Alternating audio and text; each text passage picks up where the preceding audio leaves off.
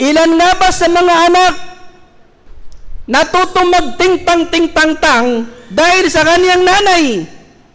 Natutong mag-Mobile Legend dahil sa kanilang mga pabayang mga magulang.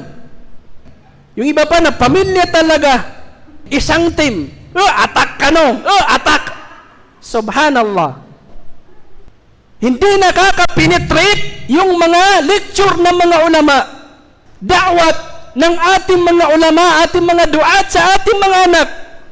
Dahil tayo mismo ang lumalason sa kanilang mga isipan.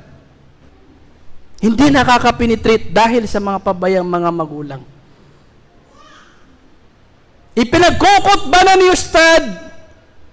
Ginagawa na niyang topic sa kanyang mga lecture, yung kasamaan dulot ng ML, pag-Mobile Legend, ng pagiging babad sa social media, mga walang katuturan, nililecture pa ni Ustad, kinukot pa ni Ustad, pero pagdating sa kanilang bahay, nakikita ng mga anak sa kanilang mga magulang itong mga gawain na ito.